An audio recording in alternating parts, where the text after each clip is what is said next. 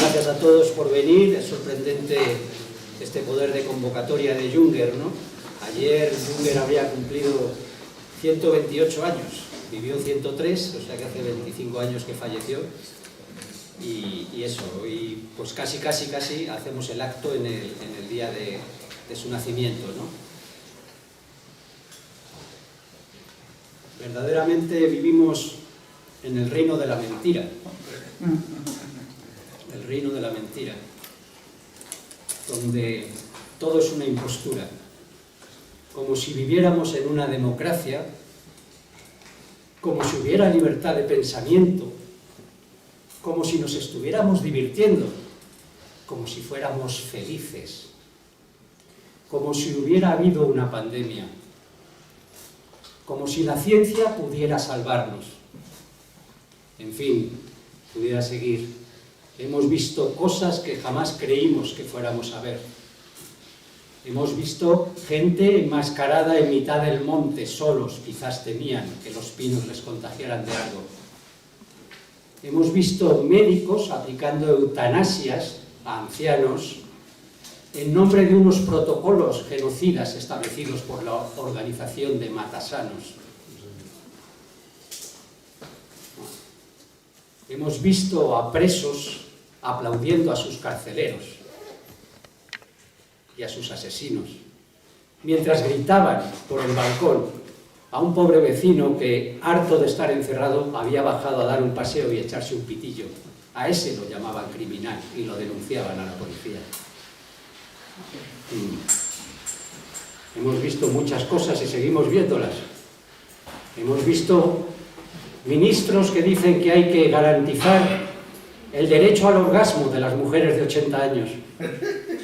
Hemos visto políticos y psicólogos que dicen que el sexo que uno tenga es cuestión de voluntad, y que se te amputan los genitales y te cuelgas una sardina, te conviertes en hombre o en mujer.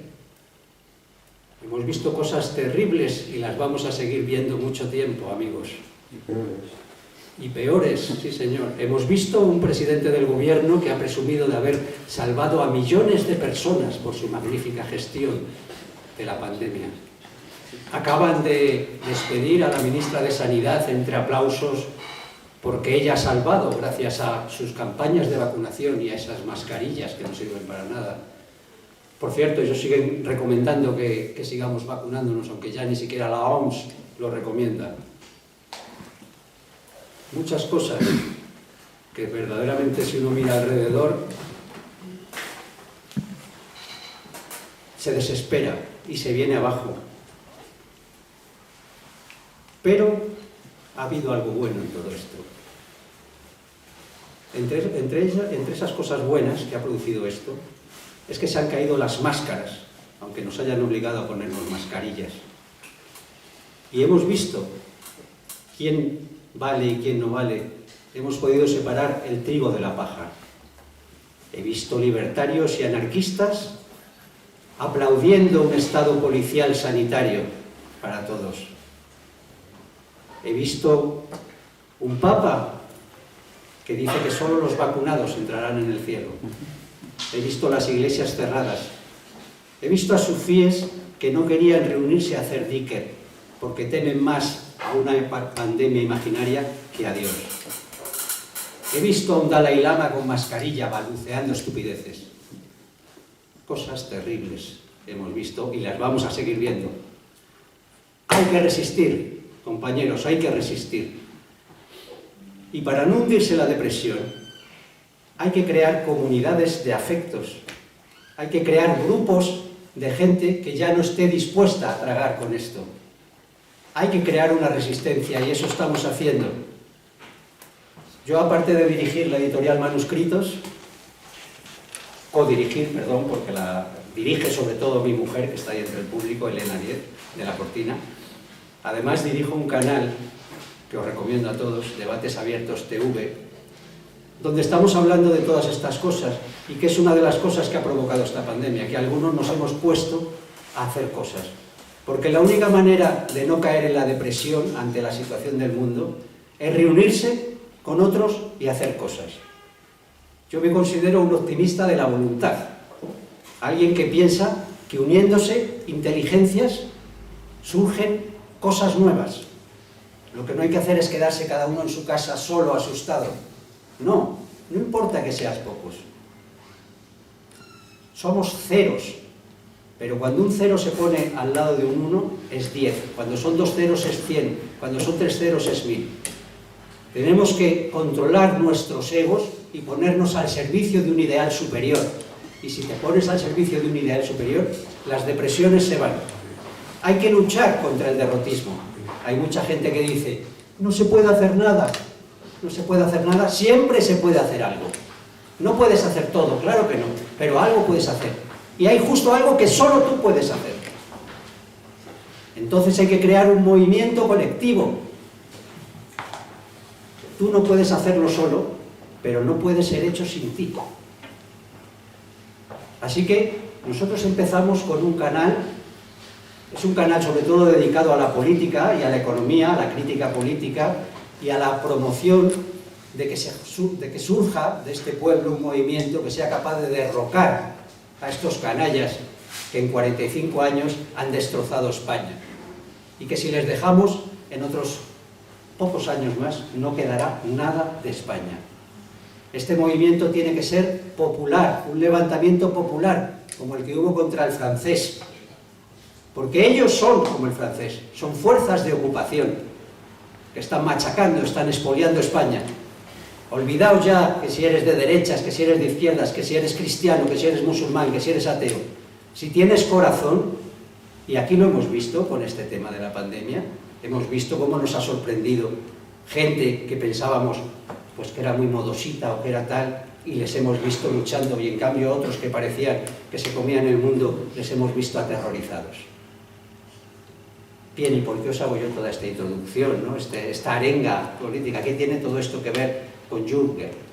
Pues tiene que ver con una cosa. Por ejemplo, yo conocí a Raúl hace ya años, porque a los dos nos invitaron a un programa de radio, casualmente que era sobre el Islam, y como él es un gran estudioso del tema del sufismo, etcétera, le invitaron, y a mí, que venía por otros lados, pues también nos invitaron, y allí nos conocimos.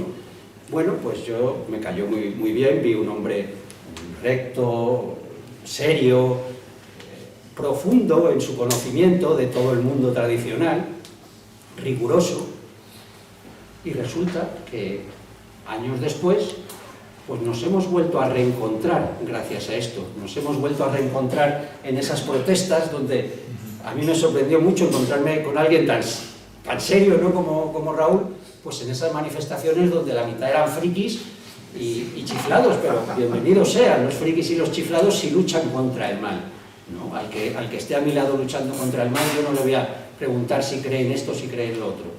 Si nos invade Marruecos, ¿le vas a preguntar al de al lado si es que es de Falange o si es que es comunista? No, es tu camarada, tu compañero que está luchando contra el enemigo. En esto igual. Entonces esto ha ido creando unos lazos. Nosotros, de hecho, estamos en grupos que creamos de Telegram donde pudiéramos hablar de estos temas, porque en otros grupos donde estábamos la gente no quería, porque tenía un miedo terrible a que alguien pusiera en duda el mundo en el que él estaba aferrado, estaba engañándose, aterrorizado. No quiero saber nada, no quiero saber nada, vamos a morir todos. Entonces creamos esos grupos y ahí estamos creando esas comunidades, ¿no? Y yo, gracias a esto, pues ya a Raúl lo considero un hermano, y solo nos conocíamos, bueno, pues por afinidades intelectuales, pero que no es lo mismo que cuando te pones juntos a hacer cosas. Entonces, pues supo que nosotros éramos editores, yo supe que él estaba escribiendo un libro, nos lo propuso, dije, bueno, seguro que es buenísimo porque sé de tu rigor y los conocimientos que tienes sobre todo este mundo de la tradición, lo que conoces a Juncker, lo que has leído, etcétera. Entonces, efectivamente, nos mandó el libro y nos pusimos a editarlo. Y bueno, pues la verdad que el libro va muy bien. A mí sorprende. Yo nunca sé como editor qué libro va a funcionar y qué libro no. Yo hay libros por los que hemos apostado como editores y luego han sido rotundos fracasos, creíamos que iba a ser un gran éxito, y otros libros que pensábamos que, bueno, iba a ser relativo o modesto, pues que, oye, pues han ido muy bien. Bueno, este es un libro que a mí me ha sorprendido que esté teniendo tanto interés, que incluso Alain de Benoit nos escribió a la editorial para pedirnos un ejemplar para sacar una reseña en su revista en alemán, la revista tradicionales de Alain de Benoit, con lo cual espero que eso le abra también el mercado de Francia y bueno, que allí hay bastante más nivel, ¿no?, para este tipo de cuestiones. Así que, bueno, yo no os voy a hablar mucho de Junger, porque tengo aquí a mi lado a dos auténticas fieras del pensamiento, y después intervendrá Raúl, y me voy a limitar ahora pues a presentaros a Guillermo, que muchos ya le conoceréis también por su magnífico canal, que os recomiendo también que os suscribáis, que es Pura Virtud, Cine y Literatura. Y también nos ha ocurrido una cosa similar, o sea, yo a Guillermo le he conocido hace mucho menos tiempo, hace unos meses nos conocimos, gracias a que lo trajo mi amigo Franje Rubio, que está por ahí, y a que también muy pronto vamos a publicar su obra, a ver si la presentamos aquí también, una obra sobre la pandemia magnífica, una crítica brutal. Y entonces le dijo, oye, ¿os quiere conocer Guillermo? A lo mejor os hace una entrevista para su canal. Digo, vale, encantado. Entonces se vino a casa y bueno, empezamos a hablar y bueno, lo primero quedé fascinado de que una persona tan joven, creo que tienes 24 años o por ahí, pues se lo haya leído todo. O sea, no había autor u obra que citase que él no conociera, pero además conociera con rigor y con profundidad. Bueno, su erudición es espectacular, pero es que además pasaron una serie de casualidades, esto que llaman casualidades, ¿no? Que es que resulta que sus padres tienen una casa donde también mis padres tenían una casa donde yo he pasado toda mi infancia, primera casualidad. Su tío, Francisco Arellano, fue el gran editor de Juan Ignacio Ferreras, que luego ha sido autor de referencia nuestro, que al final de su vida nosotros le publicamos, sobre todo por la relación de amistad profunda que tuvo con Elena, con mi mujer, le publicamos toda su obra. Bueno, pues esto era de él. Pero es que luego además también de pronto empezó a hablar de un chico que había conocido, que era muy majo, que es filósofo y que se había ido al campo y no sé qué, y dice, sí, se llama Oliver. Digo, ¿cómo? ¿Oliver? Digo, es mi hijo. Entonces, igual que los sueños nos hablan a través de símbolos, esta vida, que es un sueño, nos habla también con signos. Y hay que estar atentos a esos signos que la divinidad nos pone como trucos, como casualidades, para que estemos atentos. Total, que después de esa conversación estuvimos mi mujer y yo hablando y digo, tenemos que hacer algo con Guillermo, ha venido por algo. Total, que le llamamos, vino otra vez a casa y le propusimos ser el director de una colección que vamos a sacar de libros de pensamiento tradicional, que se va a llamar Ubisut. Él aceptó la invitación, así que vamos a empezar a colaborar con esa colección, y que ya os digo que este libro magnífico, pues lo vamos a considerar el libro cero de esa colección, porque claro, nosotros ya lo habíamos sacado antes de que esto ocurriera, pero este libro es perfecto para empezar la colección Ubisut, que dirigirá Guillermo, que además, también quiero citar, acaba de publicar nada menos que es este librazo, La traición de los europeos, una crítica cultural, filosófica, política o metapolítica, bueno, pues de todo lo que ha ido ocurriendo y del estado de postración en el que estamos los europeos. Os lo recomiendo, lo podéis comprar por Amazon. Y bueno, a mí me ha llegado antes de ayer, lo acabo de empezar, todavía no lo he leído, pero tiene una pinta maravillosa, así que también os lo recomiendo. ¿Y qué más? Poco más os puedo decir. Yo en realidad no sé mucho de nada, por eso me dedico al periodismo y también me dedico a editar a los que saben. Pero gracias a eso, gracias a poner ese empeño, pues he conocido a gente maravillosa, y de lo que más orgulloso me siento en mi vida es de mis amigos, que tengo muchos y muy sabios. Yo no sé nada, pero ellos saben. Así que ellos serán los que os puedan hablar de Junger y de ese pensamiento y de qué quiere decir esa figura del emboscado, que yo creo que es una figura muy interesante de resistencia a la barbarie que nos circunda. Así que sin más, os voy a dejar con el amigo Guillermo para que él nos introduzca a Junger, y después Raúl pues hablará largo y tendido sobre sobre el pensamiento de Junger y sobre su libro. Muchas gracias a todos.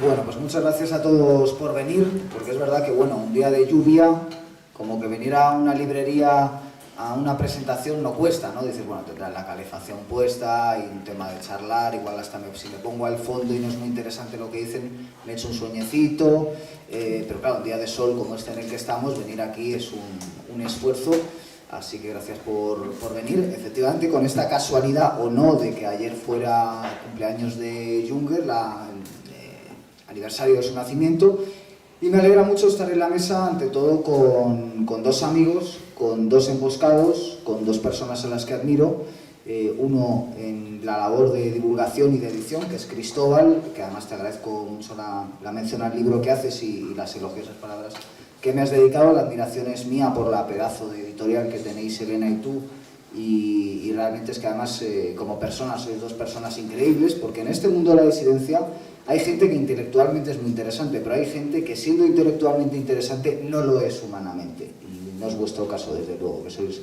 dos personas excepcionales.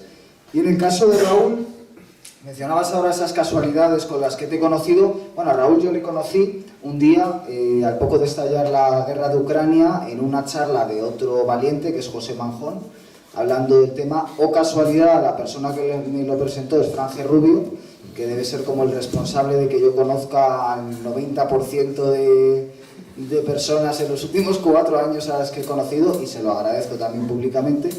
Y al poco de hablar con Raúl, enseguida salió el tema de Junger y me dice, pues sí, yo estoy escribiendo un libro sobre Junger. Digo, pues cuando lo escribas, por favor, te pido que te pongas en contacto conmigo porque te voy a querer entrevistar. Y hará cosa de unos meses me llega un mensaje, oye, soy Raúl, ya tengo el libro, dime dónde te lo mando. Me lo manda, empiezo a leerlo, digo, hombre, Junger, yo la verdad es que Junger en español no he leído mucho sobre él, vamos a ver qué nos encontramos. Y primera sorpresa, una escritura excelente. Segunda sorpresa, no hay nada académico. Tercera sorpresa, parte última del libro, lo mejor que he leído, excepción del libro de Frank, que está por salir sobre la pandemia, sin hablar de la pandemia. ¿Por qué digo esto último? Bueno, aparte de porque es a donde me interesa llegar, sobre todo después de lo que ha hecho Cristóbal, porque creo que este es un libro que habla de un autor literario, sobre todo. Es decir, a la hora de hablar de Junger se habla muchas veces de un filósofo. Junger no es un filósofo, Junger no es un autor perennialista o tradicionalista. Hay un libro muy recomendable que es Los Otros, de Sebastián Porrini, que seguramente sea el mejor libro sobre la tradición sapiencial. En ese libro no hay ningún capítulo dedicado a Junger, en parte porque Junger no pertenece a ese movimiento, pero también es un vacío, ¿no? Y de alguna forma este es el capítulo que le faltaba a ese libro, ¿no? En el sentido de ya estaban todos los grandes autores de la tradición tocados y el que faltaba era Junger, ¿no? Evidentemente aquí hay mucho más de lo que hay en los otros por cuestiones de espacio, ¿no? Este es un libro propio, es un libro más literario, menos didáctico, más personal, y ya digo, sobre todo es un libro que coge a un autor de un tiempo muy concreto y lo actualiza para otro tiempo muy concreto, ¿no? Entonces creo que esa es una lectura interesante, porque de alguna forma Raúl, leyendo a Junger, nos lee a nosotros, lee al tiempo que estamos viviendo, ¿no? Y sobre esta cuestión, bueno, quisiera sencillamente apuntar que Junger, en el terreno más estrictamente literario, sus ensayos son unos ensayos muy sui generis, no son ensayos académicos, llenos de citas, llenos de referencias, son ensayos donde se escucha de manera permanente la voz del autor. Es una particularidad ensayística que no es muy frecuente, y esa voz es una voz, yo diría, poética. Esencialmente, la prosa de Junger es una prosa muy limpia, que tampoco es algo frecuente en la lengua alemana, donde normalmente tienden a la hipotaxis, a la acumulación, a la subordinada. Junger es un autor de frase corta, directa, pero al mismo tiempo es una frase evocadora. Lanza imágenes que son más propias de un William Blake y un visionario. Es un autor en buena medida visionario. Y ahí pasamos a la segunda parte, que es la parte literaria. Las novelas de Junger, especialmente si hablamos de las distopías, son novelas en las que habla del presente pero se proyecta en el futuro. Entonces, prácticamente es como si Raúl hubiera recogido el testigo de esas imágenes sobre el futuro y las hubiera aplicado a la realidad. Y lo cierto y verdadero es que leyendo a Raúl te das cuenta de que encaja. Es decir, que efectivamente Junger nos ha calado. Junger se adelanta. Para eso voy a leer ahora unos fragmentos. Junger, cuando escribe el libro quizás más relevante a la hora de leer la obra de Raúl, que es La emboscadura, libro del año 1951, ya ha desarrollado buena parte de su trabajo intelectual.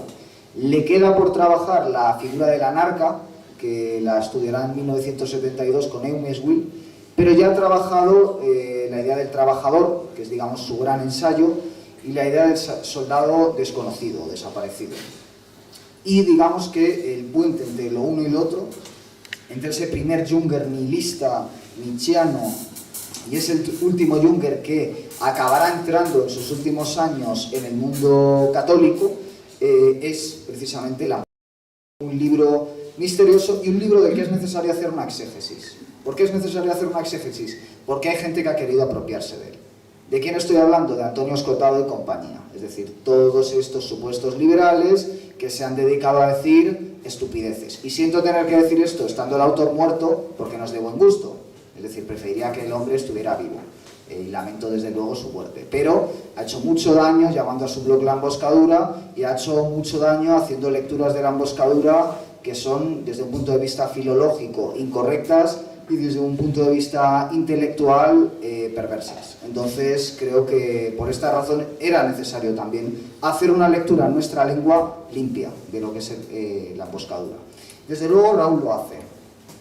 Claro, aquí el concepto fundamental a la hora de leer La Emboscadura y de leer el libro de Raúl, yo creo que si en el público hay gente que no ha leído a Junger, que imagino que es el caso, no se me ocurre mejor entrada que leer el libro de Raúl. De verdad, y esto es importante hacerlo, porque Junger es un autor complicado. Uno se puede leer un libro de Junger o dos libros de Junger y quedar bastante desconcertado. Es un autor con distintas etapas, complejo, con una vida increíblemente larga, increíblemente intensa, al que le rodea un ruido ensordecedor, y no solo por el asunto Escotado, sino por muchos otros, que si es un nazi, que si es un antidemócrata, ¿no? Otro del que ha hablado de esto, por ejemplo, es Agapito Maestre, que tiene un libro donde dice, no, Junger es un terrible antidemócrata.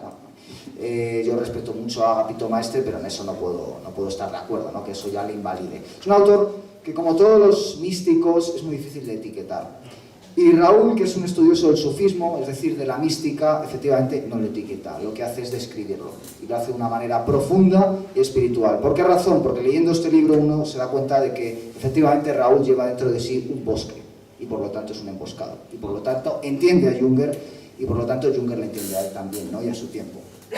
Entonces, eso es interesante, ¿no? Otra cuestión interesante es que Raúl sí que es un autor perennialista, y por lo tanto es un autor que cuando llega a Junger lleva ya una edad avanzada, lleva ya con las lecturas hechas, con el campo de estudio asentado, y digamos que se pone a leer a Junger, y si me equivoco, pues por favor corrígeme, al tiempo que la pandemia. Digamos, pues voy a ver qué dice este hombre. Se pone a leer a Junger y se pone a leer a Junger y dice, bueno, voy a escribir esto que estoy leyendo, que me empieza a surgir cosas a la luz de lo que está sucediendo a mi alrededor. Y de ahí sale el libro, de esas notas que va tomando, que de alguna forma es de donde sale todo gran proyecto filosófico, ¿no? La filosofía, ya desde tiempos de Platón, y empezando por el mismo Platón y siguiendo por todos los que han leído a Platón, como dijo Whitehead, pues son notas al pie de página de otros autores, ¿no? Y este libro es un libro serio de filosofía porque son notas al pie de página de Junger. Y es un libro serio porque no es un libro académico, que también es algo que quiero reivindicar, ¿no? Los libros académicos suelen ser bastante deleznables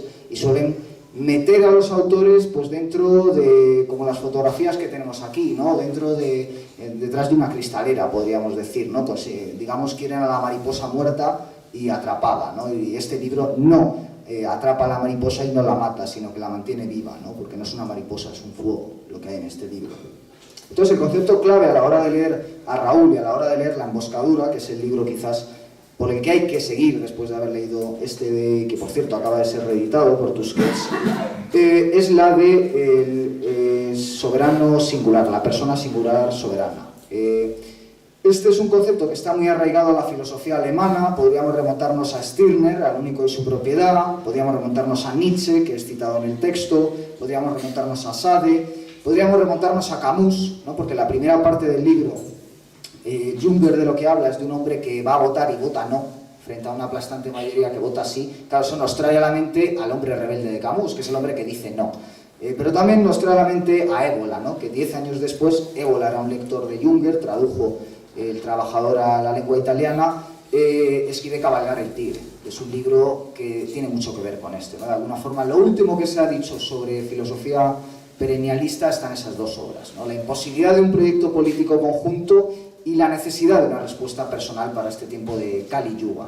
Y ahí tenemos a Junger, ¿no? Entonces, Junger reivindica a ese hombre que dice no, y el hombre que dice no, en definitiva, son Cristóbal y Raúl, ¿no? Es decir, el proyecto político del que habla Cristóbal es el de un grupo de hombres que deciden decir no, que van a votar y deciden que su voto sea un no o directamente no votar, es decir, son emboscados. Y Raúl, que en este libro, de una manera muy sutil y muy velada, ha hablado del gran problema de nuestro tiempo de manera reciente, que sí es la guerra de Ucrania, pero que antes es la pandemia del coronavirus, y lo ha hecho leyendo a Junger. Entonces, para terminar y pasarle la palabra al autor, que es al que todos hemos venido a escuchar, quisiera sencillamente leer algunos fragmentos de La emboscadura, de distintas páginas que he seleccionado y que creo que son interesantes, y ya ustedes que piensen lo que quieran, pero creo que también estos fragmentos les van a interesar de cara a leer la última parte de este libro, que es, yo creo que una parte necesaria, es decir, casi dan ganas de empezar a leer el libro de Raúl por el capítulo 4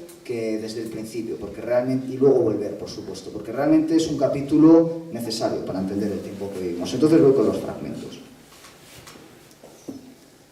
Abro comillas. La tarea del emboscado consiste en marcar frente al Leviatán las medidas de una libertad válida para una época venidera. No cabe enfrentarse con meros conceptos a ese adversario. Cierro comillas.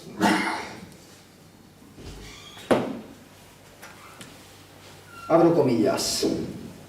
Remitiendo a unos mundos superiores con los que se ha perdido el contacto, lo que se conseguirá será, antes bien, hacer más grande el hueco, el vacío que ahí hay. Mayor importancia tiene la descripción del sufrimiento, el diagnóstico, la relación exacta de las cosas que se han perdido.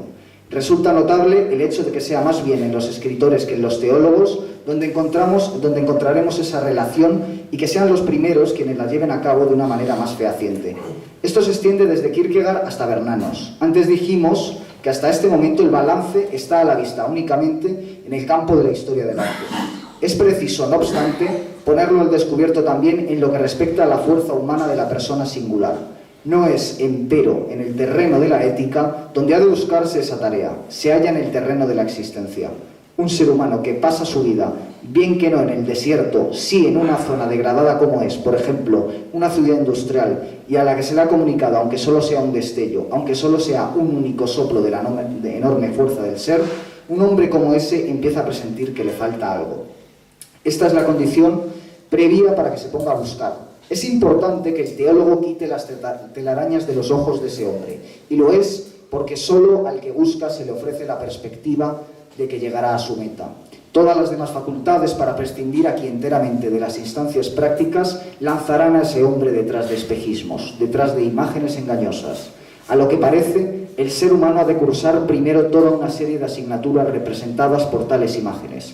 Eso forma parte de la carrera universitaria de humanidad. El hombre ha de recorrer senderos utópicos a los que el progreso otorga una transfiguración perspectivista. El progreso pondrá delante del ser humano espejismos tales como el poder mundial, los estados ejemplares de termitas, los reinos de la paz perpetua. Allí donde falte una misión genuina, todas esas cosas acabarán mostrando su condición fantasmal. En este sentido, los alemanes han pagado una infinita suma de dinero por las enseñanzas recibidas. Estará bien empleada, empero, si toman realmente esas enseñanzas como lecciones. El teólogo ha de contar con el hombre de hoy. Ha de contar, ante todo, con un hombre que no vive en reservas o en lugares de baja presión. El hombre de que se trata es, por tanto, el que ha saboreado hasta las heces el dolor y la duda, y que ha sido moldeado por el nihilismo mucho más que por la Iglesia. Por el momento, dejamos sin tocar la cuestión de cuánta es la cantidad de nihilismo que se oculta también en las iglesias. En lo más de los casos, ese hombre no estará muy desarrollado ni en lo ético ni en lo espiritual, aunque no le falten lugares comunes convincentes. Tengo más adelante otras anotaciones. Se da por sobreentendido que en esta confrontación no está presente tampoco ningún médico. Con respecto a la salud, el arquetipo de cada uno lleva dentro de sí en su cuerpo. Ese cuerpo que es invulnerable y que ha sido creado allende el tiempo y sus mudanzas. Ese cuerpo que irradia en su manifestación corpórea humana y que también interviene en la curación. En todas las curaciones intervienen fuerzas creadoras. En el estado de salud perfecta, una salud que se ha vuelto rara, el ser humano es también consciente de que posee esa configuración superior cuya aura lo envuelve con sus rayos. En Hombre encontramos todavía el conocimiento de ese frescor que otorga vida a su mundo. Vemos cómo ese frescor va unida a una jovialidad libre y que a medida que los héroes se acercan a los dioses, van conquistando la invulnerabilidad, su cuerpo humano se torna más espiritual. Aún hoy, la curación brota de lo luminoso. Aún hoy, la curación brota de lo luminoso. Y es importante que el ser humano se deje determinar por ello, al menos en sus presentimientos. No es el médico, sino el enfermo, quien es un soberano, quien es un dispensador de salud, quien es el que saca de residencias que son inexpugnables. Solo cuando él, el enfermo, pierde el acceso a estas fuentes es cuando está perdido. En su agonía, el ser humano se asemeja con frecuencia a alguien que va perdido en busca de algo. Encontrará la salida, la encontrará acá o allá. Ha habido ya varios casos en los que se ha visto sanar a alguien a quien los médicos habían tachado de la lista de los vivos. Pero eso no ha ocurrido nunca si el enfermo había abandonado la lucha. Para el hombre sano, la mejor receta es evitar a los médicos. Confinar su propio cuerpo, pero también, ciertamente, dar oídos a lo que los médicos dicen. Esto mismo vale igualmente para el emboscado, el cual ha de pertrecharse para unas situaciones que son tenidas por lujo todas las enfermedades, excepto las mortales. Opínese lo que se opine de ese mundo de la seguridad social, de los seguros, de las fábricas, de los productos farmacéuticos, de los especialistas. El más fuerte es quien puede renunciar a todas esas cosas. La influencia cada vez mayor que el Estado empieza a ejercer en los servicios médicos, casi siempre con pretextos sociales, resulta sospechosa e incita a la máxima cautela. A eso se añade que cuando uno acude a consultar al médico es recomendable la desconfianza, ya que los médicos se sienten cada vez más dispensados del secreto profesional. Nunca se sabe en qué estadísticas irán a inscribir a uno. Estadísticas que se llevan no solo en los despachos de los médicos. Resultan sospechosas todas esas fábricas de salud en las cuales trabajan médicos que son funcionarios y están mal pagados, y cuyas curas son vigiladas por la burocracia. De la noche a la mañana, y no solo en caso de guerra, pueden esas fábricas trocarse en algo que inspira angustia. Por lo menos no es imposible que entonces los ficheros, llevados de manera ejemplar, proporcionen los documentos en virtud a los cuales pueden internar, castrar o liquidar a uno. Por cierto, esto lo digo en memoria de Francisco Arellano. La enorme clientela que encuentran los charlatanes y los curanderos se explica no solo por la credulidad de las masas, sino también por su desconfianza frente a la práctica normal de la medicina y en especial frente a la manera en que está volviéndose automática. Aunque esos magos antes mencionados ejercen su oficio de una manera muy tosca, hay dos cosas importantes en que se diferencian de los médicos comunes. En primer lugar, toman al enfermo como un todo y en segundo lugar, presentan la curación como un milagro. Precisamente esto se halla en correspondencia con el instinto que continúa estando sano de las gentes, y es en eso en lo que se basan las curaciones. Se da por sobreentendido, y me queda página y media, que también en la medicina académica son posibles cosas semejantes. Todo el que cura colabora, claro está, a un milagro, bien con aparatos y métodos, bien a pesar de ellos. Y es mucho lo que hemos ganado si sabemos eso. En todos aquellos sitios donde el médico se presenta con sustancia humana, resulta posible romper el mecanismo, volverlo inofensivo o incluso transformarlo en algo útil. Ciertamente la burocracia dificulta ese giro favorable. A la postre ocurre, sin embargo, que en la nave o también en la galera en que viven, los seres humanos rompen una y otra vez lo funcional. Lo rompen con su bondad o con su libertad, o con su coraje para asumir una responsabilidad directa. El médico que aplica a su enfermo algo que es contrario a lo prescrito, confiere tal vez precisamente con ello una fuerza milagrosa a ese medicamento. Vivimos gracias a ese elevarnos por encima de las funciones. El técnico dispone de algunas ventajas, pero en la gran contabilidad las cosas ofrecen a menudo un aspecto diferente. Hay una ganancia real en el mundo de los seguros, de las vacunas, de la higiene minuciosa, de la prolongación general de la vida. No merece la pena entrar a discutir esto, pues ese mundo proseguirá su desarrollo y aún no están agotadas las ideas en que se apoya. La nave continuará, su viaje también más allá de las catástrofes. Estas traen ciertamente enormes pérdidas consigo. Cuando una nave se va a pique, también se hunde la farmacia. Lo que importa son otras cosas. Por ejemplo, ser capaz de sobrevivir algunas horas en el agua helada. La tripulación de elevada edad media que ha sido vacunada varias veces, que está libre de microbios, que se haya habituada a los medicamentos, tiene en ese caso menos perspectivas de sobrevivir que una tripulación diferente que desconoce tales cosas. Una mortalidad mínima en tiempos tranquilos no da la medida de la verdadera salud. De la noche a la mañana puede trocarse en lo contrario. Y aún es posible que esa mortalidad mínima genere epidemias antes desconocidas.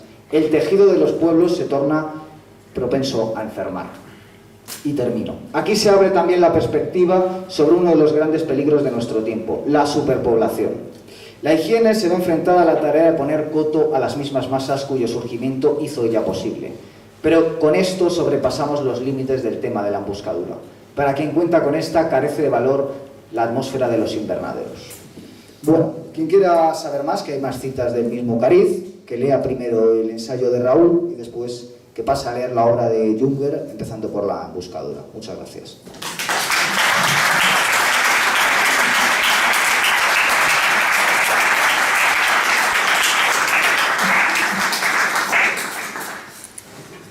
Hola, buenas tardes. Lo primero quería dar las gracias al Centro Ardemans y a Norberto, muy especialmente, por habernos permitido celebrar este acto en esta sala, que además es espléndida, yo ya he venido otras veces, y me parece un sitio ideal. Y lo segundo, dar las gracias también a mis compañeros y amigos, porque este acto, solamente por el hecho de estar con ellos y con todos ustedes, que algunos les conozco y otros no, ya merece la pena. Yo quería primero contar un poco la génesis del libro. La presentación de un libro se hace fundamentalmente para despertar el interés por el tema y que los futuros lectores se queden con las ganas de saber más. También puede tratar de cosas que no están en el libro, como su origen. Empezaré contando qué me llevó a escribirlo y cómo fue su gestación, porque esto no lo van a encontrar en el libro. Yo en la adolescencia oí hablar de Ernst Junger, leí algún artículo sobre él, incluso algunas de sus obras, concretamente sobre los acantilados de mármol, un libro sorprendente que me cautivó sin llegar a comprenderlo bien. Pasados muchos años me interesé por otras materias y tengo que reconocer que me olvidé de Junger. En 2020, cuando surgió la pandemia, o mejor diríamos la plandemia del COVID, se produjo un cambio importante en las vidas y en las mentes de la gente, porque mediante la ingeniería social y la complicidad de los medios de comunicación de masas, se creó un clima de miedo y de histerismo, que aún no se ha extinguido, provocando un pánico hipocondriaco, que tiene relación con la última cita que ha leído Guillermo, y una preocupación por las necesidades inmediatas, especialmente entre aquellos afectados por las cuarentenas y las restricciones a la movilidad, al trabajo, etcétera, etcétera. Todo esto ya lo conocemos. En mi caso y en el de otras personas, sin embargo, fruto de la extrañeza y de la desconfianza que todo esto que suscitó el discurso oficial y además único, surgió también la necesidad de investigar y de comprender lo que estaba realmente sucediendo. Porque a mí especialmente me provocó, como otras muchas personas, un escepticismo instintivo, que luego ha sido más razonado, que se ha extendido además a otros asuntos no propiamente sanitarios, aunque de algún modo todos conectados entre sí.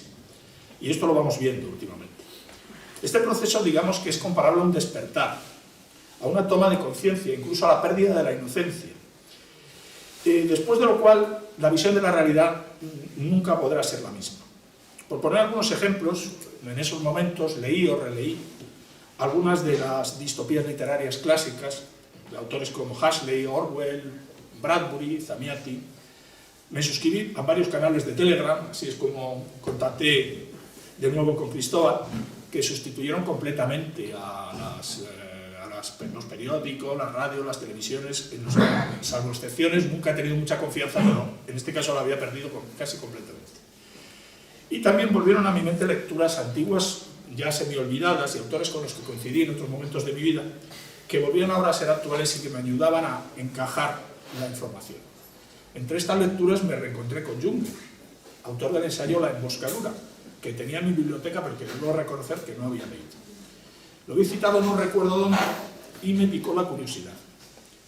Cuando lo leí me quedé deslumbrado por la agudeza de su análisis y sobre todo por la actualidad de sus propuestas. Fui tomando notas que completaba con mis propias reflexiones y citas de otros autores y pensé que para poder comprender esa obra en profundidad tenía que conocer algo más de la biografía y del pensamiento de su autor. También encuadrar el libro dentro de sus categorías doctrinales, luego hablaremos un poco del tema de las figuras y demás, y relacionarlo con ideas de otros pensadores afines. Y finalmente, y esto es lo más importante, aplicar sus conclusiones a la situación actual. Porque si algo me interesó, o sea, si he escrito un libro sobre Junger, no lo he escrito como podría haber escrito un libro sobre Molière. O sea, me parece que es un autor que tiene mucho que decirnos en este momento. Así el trabajo se fue ampliando y al cabo de unos meses emprendí el análisis sobre todo de las figuras arquetípicas del emboscado y el anarca. Y a partir de ese momento surgió el libro.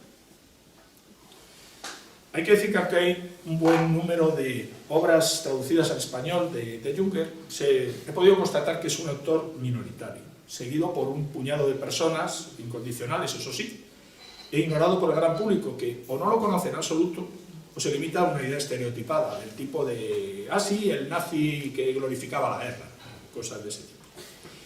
Su imagen fue muy contaminada por la propaganda, y ha sido a menudo malinterpretada. Por eso, y porque pienso que puede haber personas que no conozcan mucho de él, voy a referirme brevemente a su biografía. Hay que decir que Junger nació a finales del siglo XIX y murió a finales del siglo XX. Como ha dicho Cristóbal, vivió casi 103 años. Además de ser un escritor y pensador de cultura universal, fue un soldado condecorado que participó en las guerras mundiales. Y digamos que fue el perfecto exponente de las armas y las letras, es un Cervantes alemán. Hombre de acción, su inconformismo y su ansia de aventura no era una cuestión puramente literaria, sino que él lo vivió. Y aparte de eso, Junger fue uno de los mayores testigos y cronistas del siglo XX. Es un autor inclasificable, tan criticado como incomprendido. Y precisamente por eso su independencia a toda prueba ya le causó problemas durante la época hitleriana y también tras la derrota. Es decir, nunca ha encajado perfectamente en ningún momento histórico de los que ha vivido. Y sin embargo, toda su vida tuvo que soportar las acusaciones de haber inspirado el régimen nacionalsocialista, aunque sus amistades y sus postulados doctrinales le sitúan inicialmente más bien en lo que se llama la revolución conservadora alemana. Junger era hijo de un profesor de química, nació en Heidelberg. En 1911 se unió a los Van der Vogel, que era un movimiento juvenil que sostenía principios opuestos a la sociedad moderna, amaba irse a la naturaleza, tenía un gran sentimiento patriótico alemán, etcétera, etcétera.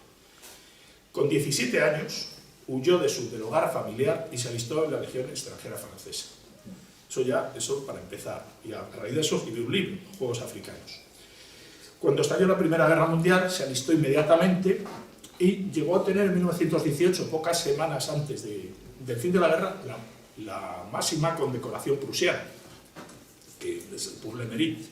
Fue el último en recibirlo y el más joven de la historia, con 23 años. Fruto de esta experiencia fue la publicación de sus impresiones en Tempestades de Acero, de 1920, que es un libro donde saltaba la lucha como experiencia interior. Y esto es el libro que le catapultó a la fama. En 1923 comienza sus estudios de ciencias naturales y filosofía y a finales de la década se traslada a Berlín, donde colabora con la Revolución Conservadora. En la Revolución Conservadora hay autores tan conocidos como Oswald Spengler, von Salomon, Werner Sombart, Carl Schmitt y muchísimos otros. Es una corriente muy diversa, muy variada, pero tiene una serie de puntos comunes, que como su nacionalismo radical, su ánimo combativo, muchos de ellos eran excluyentes, y su rechazo al liberalismo y a las ideas de la Revolución Francesa. Junger se puede decir que fue el representante más importante, más significativo de la generación del Frente, que como resultado del trauma de la guerra y de la crisis de los valores burgueses, produjo un nuevo tipo humano, que propugnaba un nacionalismo, pero un nacionalismo antiliberal y ajeno a la retórica política convencional, a todo el montaje, parlamentos, elecciones, partidos, etcétera, etcétera. Inicialmente mantuvo relación con la mayoría de los grupos nacionalistas alemanes, intentó sin éxito constituir con ellos un frente común y publicó numerosos artículos en las revistas de estos grupos. Luego se apartó del activismo y se consagró principalmente a la redacción de sus obras. Por decir un poco el tema de los contactos de Jung con el nacionalsocialismo, lo primero que hay que comprender es el marco cronológico. O sea, es evidente que Jünger era un nacionalista alemán, como lo era Adolf Hitler, y que en los años 20 sí que vio con esperanza la revolución nacionalsocialista cuando todavía no se sabía lo que era aquello, porque no era una marca registrada, había muchas tendencias y el futuro, digamos, que estaba abierto. Está claro que el pueblo alemán lo acogió porque las promesas de cambio, tras la derrota y la humillación de su país, bueno, pues le infundieron optimismo, ¿no? Pero desde el primer momento se puede decir que fue muy crítico con el partido, a quien reprochó que no se había distanciado suficientemente de los ambientes burgueses y reaccionarios. Esto se aproximaba a las tesis de otro autor, Ernst Niekisch, que es el del nacional-bolchevismo, y compartió con esta corriente ideológica su rusofilia. Él promovía una alianza entre Alemania y Rusia, con lo cual probablemente si se hubiera concluido la guerra y el futuro hubiera sido muy diferente. Las divergencias hacia el nacionalsocialismo de Jünger eran de tres tipos, de ideas, de estilo y personales. Se pueden resumir en la participación en el sistema parlamentario, o sea, aspectos que criticaba, el papel destacado de las masas, la falta de fundamentos espirituales y el concepto biológico de la raza. En todo caso, no cuestionaba el hecho de que nacionalistas y nacionalsocialistas coincidían en varios ideales y metas fundamentales, pero consideraba que había que constituir una élite con los primeros que pudiera dirigir o guiar a los segundos. Y es que el nacionalsocialismo nació de ese mismo caldo de cultivo de la revolución conservadora, y hubo otras bases ideológicas. Pero lo que ocurre es que cuando el nacionalsocialismo se consolidó, tuvo que aceptar la raza, rompió sus alianzas con estos grupos y creó una doctrina homogénea, mucho más simplista, para garantizar la disciplina y para crear fanáticos, no para crear intelectuales, eso está claro. En ese aspecto, Jünger, bueno, pues le hicieron propuestas, pero propuestas importantes de entrar en la política alemana de la época, de darle cargos y honores, etcétera, etcétera, y él siempre lo rechazó, absolutamente siempre. Con Goebbels, el ministro de propaganda del Reich, que tuvo al principio una relación de respeto y admiración, aunque con algunas diferencias, acabó siendo hostil. Y nunca se encontró tampoco con Hitler. Estuvieron a punto una vez de encontrarse, pero no se llegó a materializar ese encuentro. Luego, en 1930, se apartó completamente de la política, publicó un libro, El Trabajador, que es de los más importantes, El Trabajador, Dominio y Figura, y con esto es la ruptura abierta ya entre él y los nacionalsocialistas, que no entendían su intelectualismo, alejado de las cuestiones fundamentales y que no fuera consciente de que el mundo que venía, la era que se aproximaba, no era lo que él decía, según los nacionalsocialistas, sino que era la era de la raza y del Volk, del pueblo. Tampoco coincidió con las ideas raciales del nacionalsocialismo, de muchos de sus dirigentes. Dijo, por ejemplo, una frase que tiene es: la sangre no es fundamentalmente un tema biológico, sino al contrario, es una idea metafísica primaria. Es decir, apreciaba la idea de raza, pero rechazaba el darwinismo social y consideraba superadas las teorías nacional-raciales que defendían algunos sectores. Y tampoco fue antijudío, esto lo reconoció hasta Hannah Arendt. Para él la cuestión judía, el problema era que los alemanes no manifestaban su propia germanidad en su pureza. Cuando esto sucediera, el problema judío desaparecería, porque dice, el judío no es el padre, es el hijo del liberalismo, que es el verdadero enemigo a batir. Por parte del Estado, tras varias críticas contra Jünger, de 1933 a 39 se le dejó al margen, con instrucciones expresas de Hitler, eso sí, de que no se le molestara. Sencillamente se le ignoró. O sea, no recibió premio, no recibió homenajes. Luego fue movilizado, estuvo en el frente, estuvo en el París ocupado, donde se participó en la rica vida cultural de aquel entonces. Bueno, tuvo un destino bastante cómodo y aprovechó pues para relacionarse con todos los escritores de la época incluso con personajes de la resistencia, en eso no lo hacía ascos, y tampoco ahorró críticas al régimen nacionalsocialista en su círculo íntimo de amistades. Fue incluso cercano a los oficiales hostiles a los planes de Hitler, los que protagonizaron el fallido atentado del 20 de julio de 1944. Tal vez conoció incluso esos planes de antemano. Lo que pasa es que no participó en ellos porque, aunque compartía sus convicciones, no compartía los métodos. Pensaba que podían ser contraproducentes, como así fue.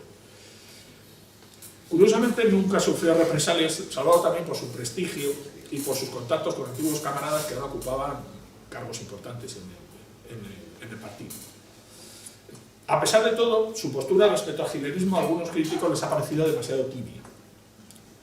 Eso efectivamente es muy anacrónico y me parece que bastante injusto en general.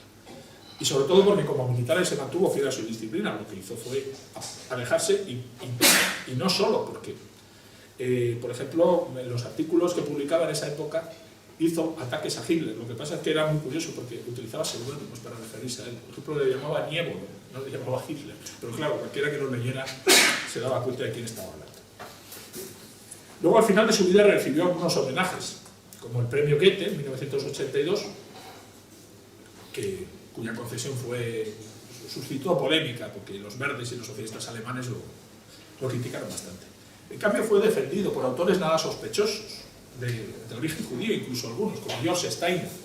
Este dijo que sobre los acantilados de mármol era el mayor acto de resistencia de su época. Y otro que le defendió fue Bertolt Brecht, también judío.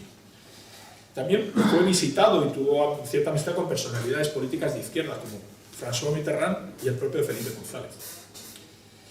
Es interesante preguntarse por qué ha seducido Junger a personas de muy diferentes procedencias e ideologías. Y yo pienso que es, en primer lugar, por su figura, es decir, por sí mismo, por el personaje, el superviviente, el hombre que ha recorrido un siglo después de 1000 batallas, ¿no? Y ha participado en todo tipo de aventuras. Y posteriormente también atrae por su curiosidad universal, que incluyó estudios sobre ciencias naturales, numerosos viajes y hasta la experimentación con drogas alucinógenas, al lado de Albert Hoffman, el inventor del LSD. Sobre eso tiene un libro que se llama Acercamientos o Aproximaciones y Acercamientos. Se le ha comparado con un caballero de los antiguos, incluso con un ronin japonés y un señor al que escribir, siempre celoso de salvaguardar su independencia.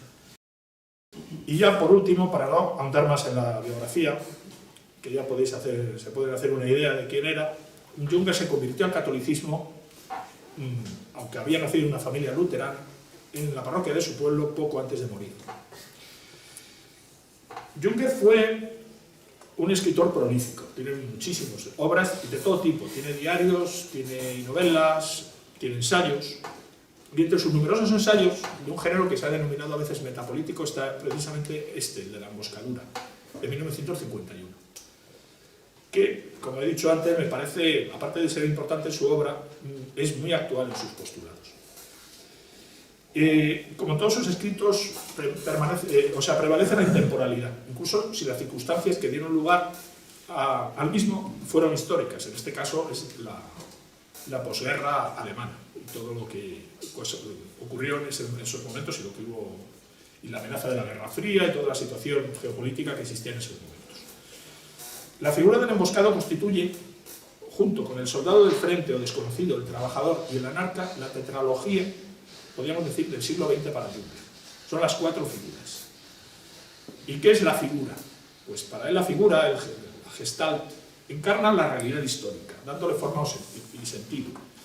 Al mismo tiempo, estas figuras también corresponden a experiencias vitales de su propio itinerario personal, que considera representativo del siglo que vivió, porque él vivió todo el siglo XX. Las figuras en Junger no representan 4 paradigmas ideológicos, sino 4 manifestaciones del espíritu humano. Las figuras están fuera del tiempo, pero no existen al margen del tiempo. Son arquetipos que se manifiestan en los fenómenos. A Junger esto a veces lo llamaba mito. Tiene una frase que es: el mito es la realidad intemporal que se repite en la historia. Y Junger describe las figuras, pero no las juzga. Tal vez la mayor dificultad para comprender su concepción del mundo es aceptar que él no adopta el punto de vista moral y sentimental que impregna toda la mentalidad occidental moderna, incluso los puntos de vista filosóficos y religiosos, sino que lo que tienes una objetividad que a algunos les ha desconcertado, como cuando describía las batallas y los bombardeos. Decía, a este hombre no le importa nada. No es eso, no es eso. Lo juzga con la objetividad como la que utilizaba para clasificar a los insectos, porque él, entre otras cosas, era muy aficionado a la entomología. Eso no significa que rechace los principios éticos, que es algo muy diferente. Y relacionado también con este realismo jungeriano, vamos a llamarle, habría que mencionar su teoría del conocimiento, que se basa en el concepto de lo que él llama la visión estereoscópica. Que esto consiste en aprehender a partir de las sensaciones la realidad completa, es decir, el ser de las cosas. Y es una perspectiva casi, podríamos decir, mística, más que racional, porque en el espíritu todos los sentidos son uno. Entonces el conocimiento más elevado de orden espiritual se corresponde mejor con lo que percibimos con los sentidos que con el reflejo de la verdad en la mente. Y en ese aspecto la observación para él es el acto primario del conocimiento, una relación directa, casi diríamos contemplativa con el objeto, y que provoca pues, una experiencia iluminativa. Y ahora ya me voy a referir a los 4 personajes.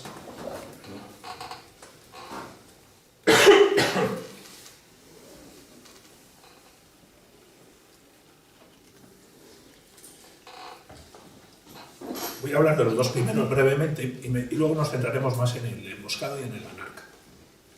El soldado del frente es el primero, que es la figura protagonista de los diarios de guerra de su juventud. Cuando el Juncker adolescente se escapó de su casa, el patriotismo realmente no fue el motivo principal.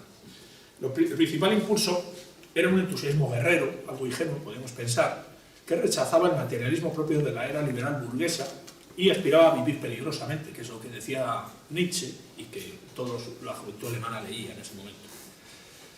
Entonces, la experiencia del campo de batalla, la búsqueda de situaciones límite, el culto a la virilidad, el espíritu caballeresco, todo esto lo consideraba un medio para recuperar la plenitud esencial de la vida.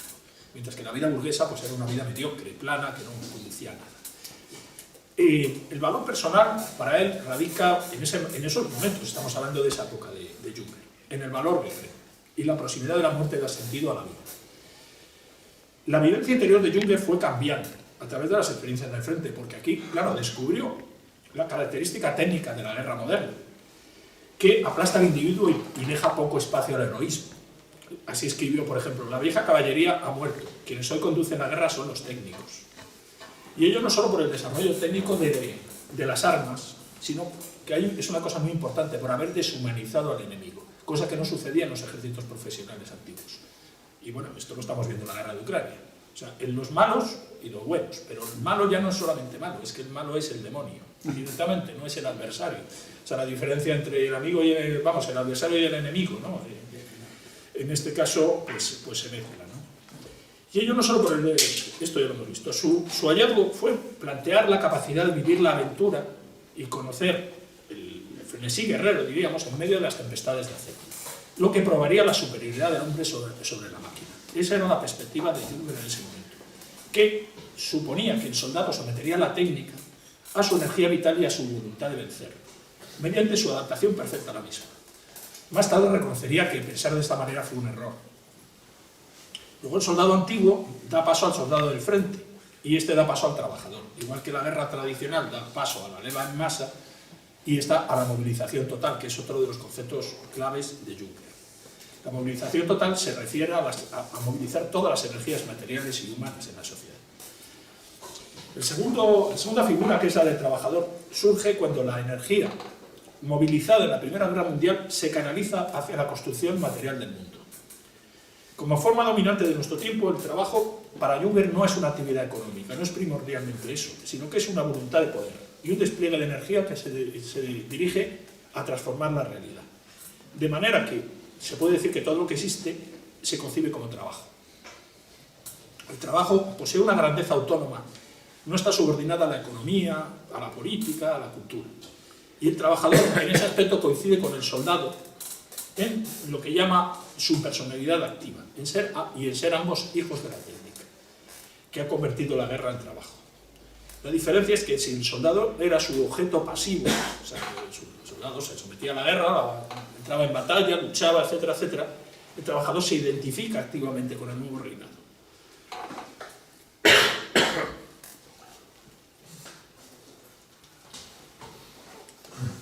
busca trasladar a la vida civil las normas de la guerra moderna. El trabajador es como el soldado en la vida civil. Con la movilización total, las figuras del soldado y el trabajador se han fundido en una sola. Y en ambos actúa ese doble sentido del anonimato. El anonimato puede ser positivo o negativo, puede ser de la masa informe, de gregaria, pero puede ser también el del monje, el del soldado, forjados en el sacrificio y en la abnegación. A nivel social esto produce una selección que da forma pues, a una aristocracia, incluso a una orden. Hay que entender, por tanto, que la verdadera razón de ser de la técnica no es el progreso, sino el poder. Además, solo aparentemente es producto de la modernidad y de la razón. Realmente, para Junger, emerge de lo elemental, la técnica emerge de lo elemental. El concepto de elemental designa las potencias más profundas de la realidad. Están situadas fuera de las estructuras intelectuales y morales, pudiendo ser positivas o negativas, pero en todo caso que trascienden al individuo. Ante estas fuerzas elementales, el mundo burgués extiende una especie de cinturón de seguridad artificial para evitar que esas fuerzas irrumpan en la sociedad, porque las considera peligrosas, absurdas incluso. Pero para Junger, en ese momento, en la época del trabajador, el hombre puede establecer con lo elemental una relación de superioridad o de inferioridad. Como figura engendrada por la técnica, se suponía que el trabajador puede dominarla, porque utiliza su lenguaje, en vez de convertirse en su esclavo. El trabajador es el hombre que modifica la tierra, que está familiarizado con la técnica, pero al mismo tiempo es hostil a la modernidad y tiene intenciones bien distintas de la civilización burguesa. Ante el dominio avasallador de las cosas y el movimiento frenético del mundo, representa una nueva humanidad capaz de subsistir y adquirir control sobre el proceso, asumiendo la técnica para no ser aplastado por ella. Bueno, pues en este caso algunas personas han dicho que esto era irracionalismo. Me parece que el término racionalismo no es apropiado, pues denota un nivel de realidad inferior que Junger asociaba al aspecto bestial y demoníaco, cuando lo que se trataba en este caso era de lo contrario, era de remontarse por encima de la existencia ordinaria. La humanidad auténtica consiste para el autor en la superación de uno mismo. Pero todo esto, como bien ha dicho Guillermo, Junger no es un filósofo, es un escritor que tiene ideas. Entonces, más que un planteamiento filosófico, para Junger es como una percepción entre brumas de una especie de revelación de un nuevo hombre y una nueva era. Hay que entenderlo así. Dicho lo cual, esta forma de ver el trabajador, habría que plantearse si es posible lograr plenamente esa aspiración a la que él se refería sin el recurso a una tradición espiritual auténtica, es decir, a una fuerza trascendente.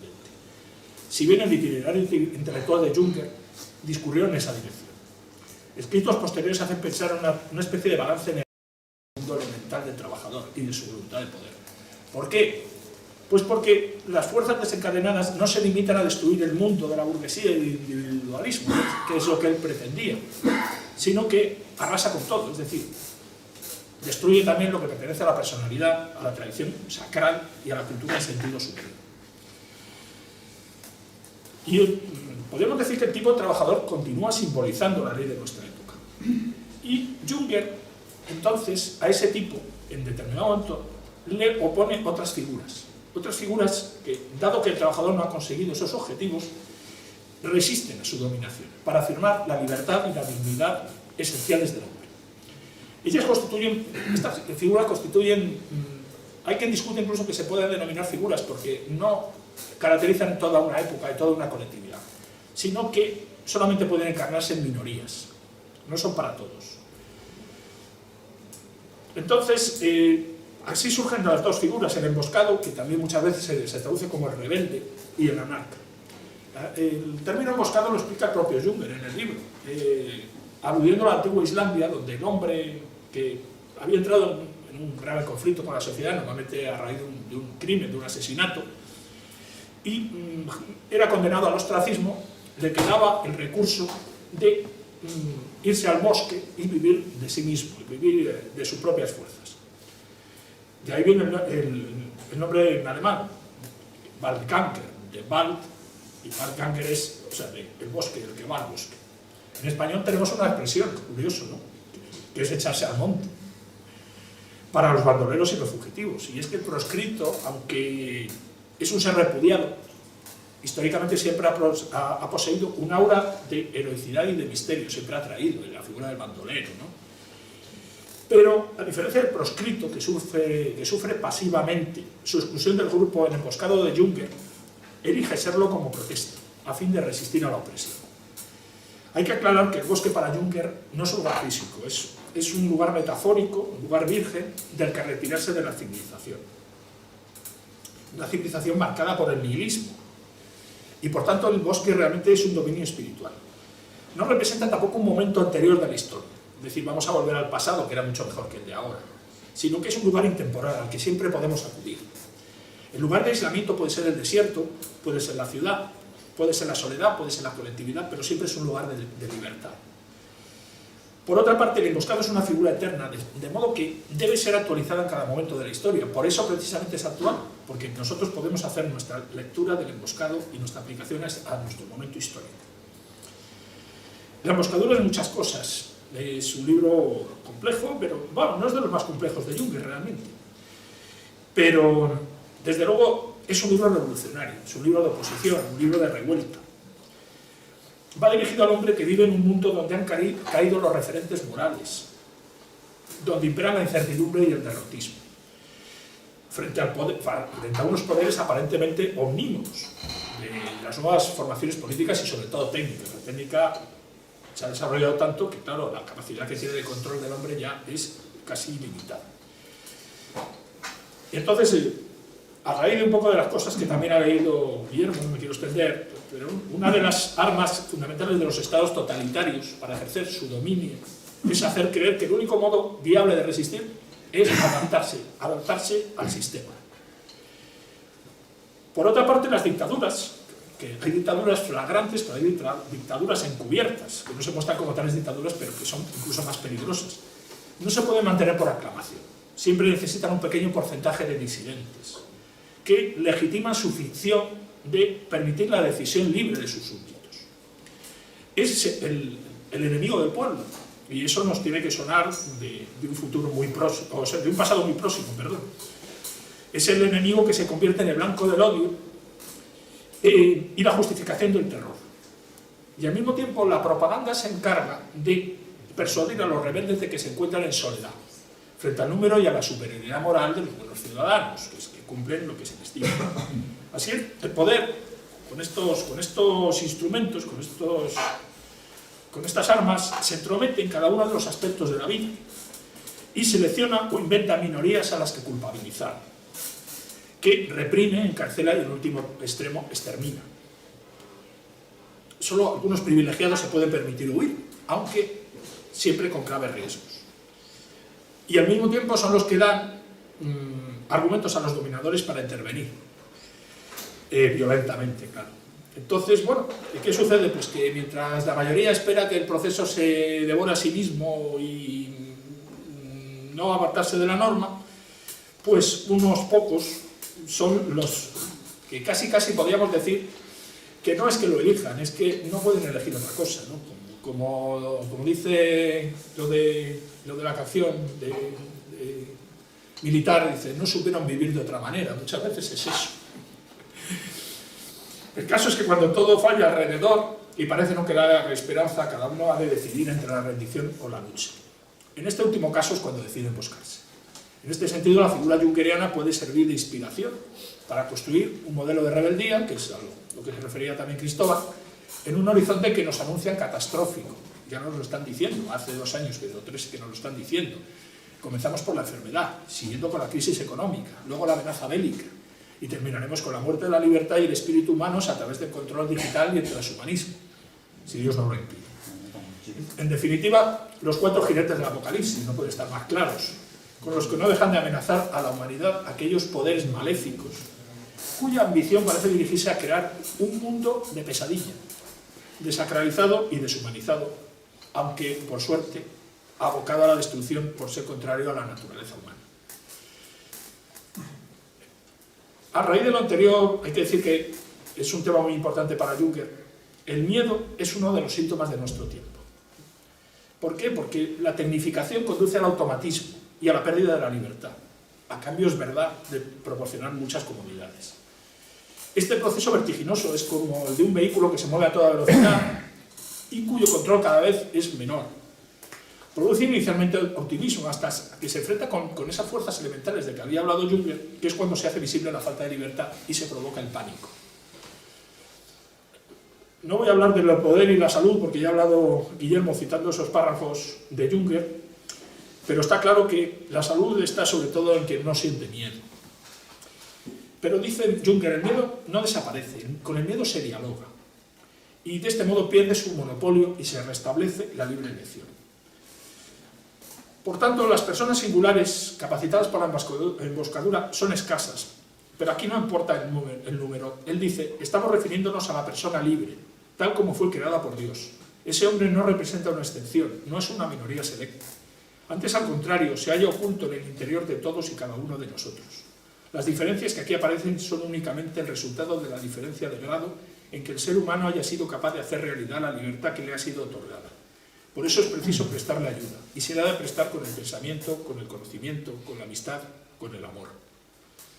Es que hay que recordar que en las sociedades tradicionales las personas están encuadradas en diferentes grupos y en ellos desarrollan su existencia y se sienten protegidos, ¿no? Se sienten respaldados.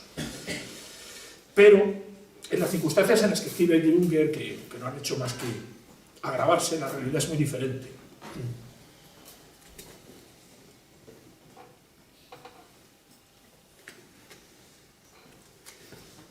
La descomposición y la corrupción de las sociedades modernas ha producido que aquello que era antes una garantía, hoy ha dejado de cumplir su función y se ha convertido en una amenaza.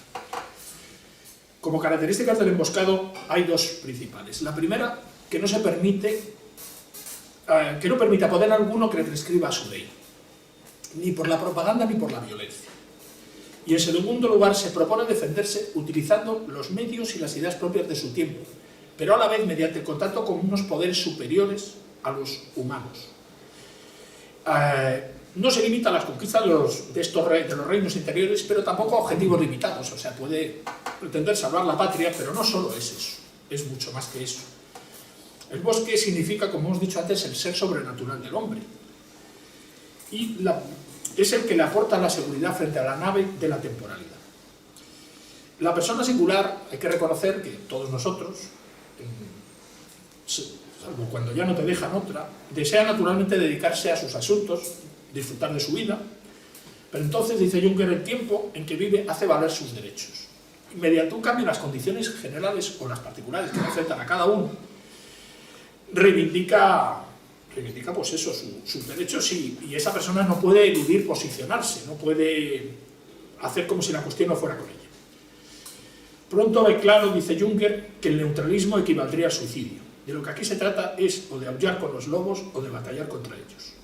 Si opta por luchar, encuentra su asidero en su ser de hombre y también en el auxilio de muchas gentes sencillas, gentes que ha podido conocer, como nos ha pasado a nosotros en estos meses, que nos ha sorprendido y que nunca pensábamos que pudieran estar en nuestro bando, mientras otras al contrario nos han decepcionado. Dice Junger también, no somos libres de evitar la catástrofe, pero en ella hay libertad. La catástrofe es una de las pruebas que nos toca soportar. Y él insiste mucho en las fuentes primordiales de las tradiciones espirituales. Él es un escritor profundamente religioso, pero no es un escritor teísta y al que se le pueda escribir fácilmente a determinada fe, salvo ya al final de su vida cuando decidió su conversión. Él habla mucho de los mitos, se refiere a muchas religiones, incluso al esoterismo. Luego dice también, el miedo adopta siempre la máscara al estilo de los tiempos. Ahora el mundo es el escenario de ejércitos de microbios. El apocalipsis amenaza como no había amenazado nunca antes, aunque ahora lo hace con las fórmulas de la física. Con esto y con lo que ha leído Guillermo, cuesta creer que estas palabras hayan sido escritas hace 70 años. Por último, para Junger, Cristo es el supremo vencedor del miedo. Es quien penetra en el mundo de la muerte y después de él los mártires y todos los que le han seguido llenos de confianza. Y así sucede con otras tradiciones espirituales por las que Junger, como he dicho, siempre se interesó. Ya para terminar, la última figura arquetípica de Junger, que se encuadra, es el anarca y ya se encuadra en un mundo futuro, de decadencia, de masas desarraigadas, donde ya no quedan en pie valores a los que aferrarse ni posibilidad de resistencia. Es decir, el emboscado todavía pertenece al tiempo de las catástrofes, pero tras ellas, en la época ya del nihilismo consumado, se plantea la distopía de una sociedad en la que está todo tan regulado que la salvación solo puede residir en uno mismo. Esto está en la novela Eumeswil. Hay quienes no distinguen prácticamente entre las figuras del emboscado y del anarca. Vamos a intentar dar algunas notas. Podríamos decir que el anarca se separa sin huir, se retira del juego observando, permanece en su puesto, sin implicarse interiormente. El emboscado tiene un perfil combativo y de retirarse de la sociedad, pero también puede transigir cuando hace falta y ocultarse entre la multitud. A la inversa, el anarca es más contemplativo, pero también puede decidir irse al bosque o entrar en la lucha en ciertos momentos. Por eso que ahí se entremezcla. Junger dice expresamente que el anarca es en el fondo una emboscada, ya se halle en la gran ciudad o se halle en la espesura del bosque. Son las dos caras de la misma moneda. El matiz reside en que el anarca es así la calidad de su marginación, retirada horizontal para el primero, retirada vertical para el segundo. El rebelde necesita refugiarse en el bosque porque es un hombre sin poder o soberanía, y porque es solamente allí donde retiene las condiciones de su libertad. El anarca también carece de poder, pero es precisamente porque carece de poder que es soberano. El rebelde está en rebeldía, mientras que el anarca está más allá de la rebeldía. El rebelde sigue adelante en secreto, se esconde en las sombras, mientras que el anarca permanece estoicamente a plena vista. Finalmente, mientras que el rebelde está desterrado por la sociedad, el anarca se destierra a sí mismo, no está excluido, está emancipado. En definitiva, el anarca es el que se retira a su propio yo, el que como el último baluarte de resistencia. Esto ya cada uno tiene que elegir, y ya no solamente uno, sino también las condiciones de la época que le toca vivir. Por tanto, como resumen, el soldado y el trabajador son figuras de poder, mientras que el emboscado y el anarca son figuras de resistencia. Y habrá que decir de pasada que no hay que confundir el anarca con el anarquista. Junger lo dice claramente que el anarquista es alguien que posee una voluntad pervertida, mal dirigida. Es verdad que promueve una revolución, pero esta a menudo produce unos resultados que son contrarios a los que se buscan. El anarca es más bien el heredero del sabio pagano o cristiano que ejerce dominio sobre sí mismo, pero exteriormente es pragmático. A diferencia del anarquista, que está fascinado por el poder al que se opone, el anarca no aspira a conquistarlo porque es consciente de que ya lo posee en su interior, en su conciencia, y representa la victoria de la libertad interna frente a los acontecimientos externos. Es un solitario que cree en el valor incondicional y absoluto de los actos, que ha dejado de confiar en la bondad natural del ser humano y en utopías o fórmulas filantrópicas que salven o rediman a la humanidad.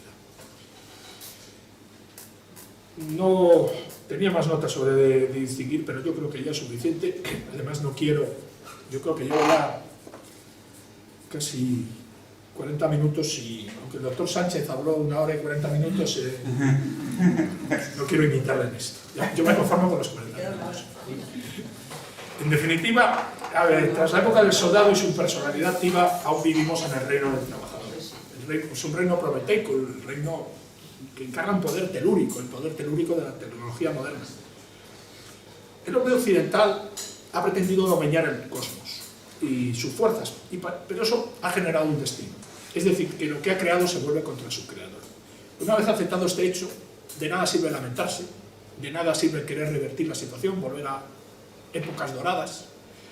Es preciso afrontar las consecuencias y asumir lo que tiene un carácter destructivo, considerándolo un reto para la autosuperación.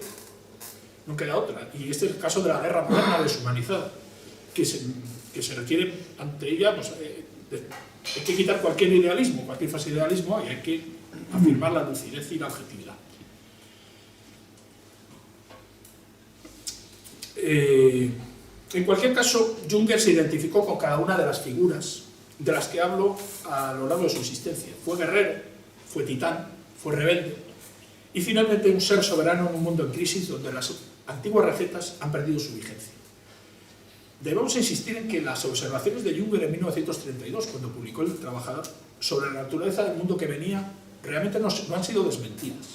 Lo que varió fue su respuesta ante ese mundo.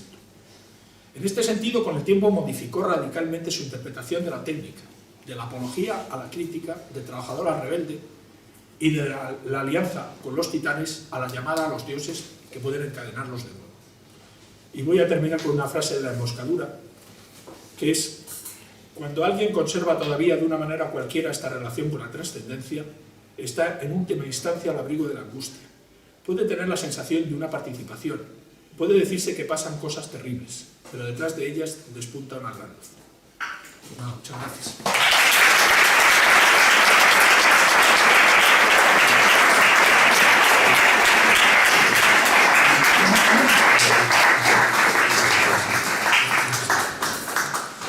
Bueno, abrimos un turno de preguntas. Si alguien quiere, pues cualquiera. Empezamos. Muchas gracias por la ponencia, ha sido sumamente interesante. A Raúl le conozco de ya hace largos años de las tertulias que hemos hecho en Toledo. También conocido entre el grupo que incluye a Frankie, sino que Frankie es siempre quien nos lía y nos mete entre medio. Y ha sido verdaderamente esclarecedor y conocer a un autor como Junger que es tan desconocido. Parece ser que los que más son en contra del sistema, luego más cuesta encontrarlos.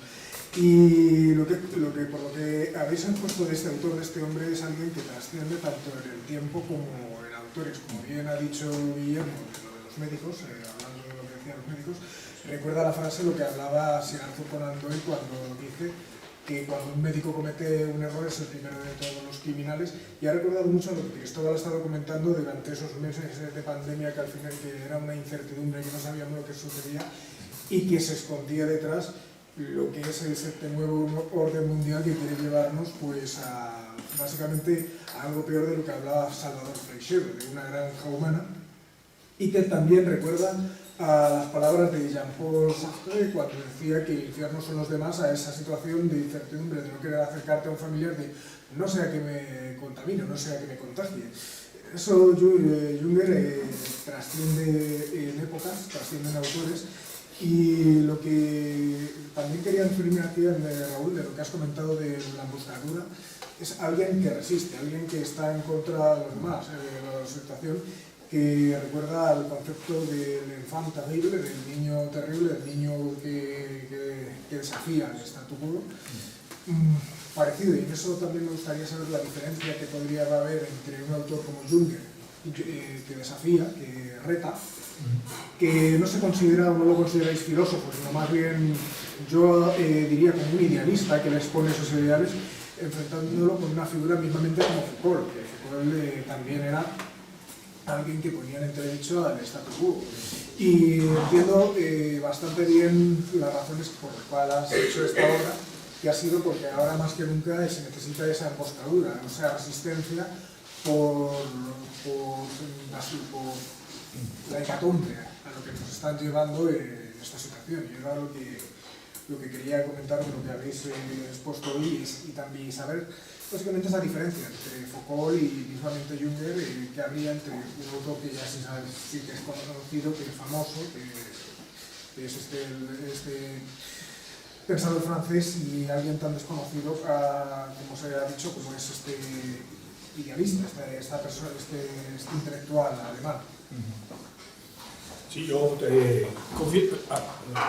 confieso que no conozco muy bien la obra de Foucault, no puedo comentarte mucho. He hecho algunos paralelismos en el libro con otros autores que me parecía que podían ser afines, que no concretamente Foucault no, como Hermann Hesse o Thoreau. O sea, hay varios, hablo de Carl Smith, hablo de varios autores que me parecía que podían estar en la onda. No hablo de todos, porque podría haber hablado también de Rebelde, de Camus y demás. Pero vamos, efectivamente, perdón porque me estoy quedando sin voz. Efectivamente, ese tipo de... Lo que pasa es que esos autores muchas veces lo que carecen es la profundidad metafísica y los... Incluso, bueno, pues ya hemos hablado y podríamos haber hablado más, y en el libro está, de cómo se encaminó progresivamente Junger hacia posiciones doctrinales donde tenía ese presentamiento del nivel metafísico de la vida, ¿no? Podríamos decir una postura tradicional, que coincidía con autores como Julius Evola. Julius Evola tiene el concepto de cabalgar el tigre, y Junger tiene lo de la vía de la salamandra, que son al final bastante similares, ¿no? Entonces, a mí me interesan esos autores que, aparte de la rebeldía contra la civilización y la crítica del mundo moderno, aportan esa profundidad desde mi punto de vista, solamente puede venir desde el mundo de la trascendencia, del mundo espiritual. Es una pequeña... Perdón, quería... Sí, a mí sí me gustaría decir una cosa solo a lo de Foucault, ¿no? Foucault, sobre todo, es conocido por, entre otras cosas, su noción de biopoder, ¿no? Al final, lo que yo he leído de Junger, los fragmentos que he leído, lo supiera él o no, están hablando del biopoder, ¿no? Que es algo que quizás sí que han estudiado autores más intermedios, como puede ser Giorgio Agamben. Giorgio Agamben sí que es un autor que ha leído pues, a Heidegger o ha leído a Foucault y los ha analizado muy bien. Obviamente hay distancias evidentes entre la forma en la que ambos detectan el mismo fenómeno, Foucault un poquito posterior, evidentemente él desde una perspectiva nihilista y no es más que estudiar la vida de ambos para ver esa diferencia, pero sí que los dos tienen la sensibilidad lo suficientemente aguda como para ver que el problema al final es un problema metapolítico, ¿no? Al principio de la emboscadura, y lo ha dicho muy bien Raúl, se refiere Junger a que su pensamiento es metapolítico, y aquí ocurre exactamente lo mismo. Si Junger no llega a la idea de biopolítica, Foucault no llega a la idea de metapolítica, pero también la practica, ¿no? Y es ver cómo el poder al final es mucho más la forma en la que se actúa en estados de emergencia, por ejemplo sanitarios, que en una moción de censura que más bien es un teatrillo siniestro, ¿no? Entonces, en ese sentido, yo soy muy partidario de acabar con la categoría de izquierda y de derecha, de acabar con categorías como fascista y comunista, de acabar incluso con categorías como posmodernista, antimoderno o tradicionalista, porque al final todos están contra lo mismo, hay que leerlos a todos, hay que analizarlos a todos, nos quedamos más con unos o con otros dependiendo de las filias personales, pero al final todos son herramientas y todos son armas para plantar cara al mismo enemigo. Sobre la semblanza de Junger, yo quería introducir algo que me parece importante. Junger sí fue represaliado en el segundo volumen de los diarios se cuenta cuando llevaron al Cáucaso, una zona peligrosísima del Cáucaso, a propósito a ver si lo mataban. Y no consiguieron matarlo, porque se lo cuenta en el segundo volumen. Y en el cuarto volumen él cuenta algo que me parece muy importante, es cuando en el volumen de los años 70, él por fin dice algo que todos los lectores sospechábamos, que su primera mujer siempre estuvo segura de que al hijo lo habían matado al frente, no había muerto. Y él, me parece interesantísimo que espere hasta el año 80-81 para contar lo que contó su mujer. Él lamenta que es aquello porque piensa que su mujer murió antes, o sea, le cortó la vida, y también se siente un poquito culpable por no haber indagado en el asunto con ella. Me parece interesante porque también nos está hablando de un señor que no sabemos por qué tardó tantísimos años en contar aquello que todos sospechaban. Y por introducir, y termino ya, un poquito de complejidad al anarca, ¿qué ocurre cuando, por ejemplo, en Heliópolis, que a mí es una novela que me ayudó un poquito la releí en la pandemia y me ayudó un poquito a comprender cosas y a tranquilizarme? ¿Qué ocurre cuando ese anarca, como en Heliópolis, es el que inspira o incluso ejecuta las políticas del tirano? Como ocurre en las cosas terroríficas que pasan en Heliópolis, y uno tiene la sospecha de que ese consejero lo que está es inspirando o ejecutando esas políticas. Es algo totalmente, pues eso, aún más pavoroso, cuando ese anarca incluso es el ejecutor sin creer en nada, pero él sabe perfectamente las consecuencias de lo que está defendiendo. Y eso yo lo he visto mucho con intelectuales, periodistas que uno pues, había admirado en otros tiempos, incluso muchos libertarios, cuando uno viene de uno lo conoce por Ajo Blanco, vengo de ahí. Claro, uno conoce a Junger de Ajo Blanco, tiene su vida y de repente ve a todos esos defendiendo pues, toda la dictadura. Ese es el de que yo creo que el anarco todavía es más rico aún, y que hay obras como Heliópolis donde es todavía más pavoroso. Sí, bueno, tres cosas, ¿no? El Cáucaso, efectivamente, bueno, yo la versión que he leído es que fue destinado desde París, me parece, sí. Hizo un pequeño viaje por el Cáucaso, y realmente se puede decir que fue casi un espía.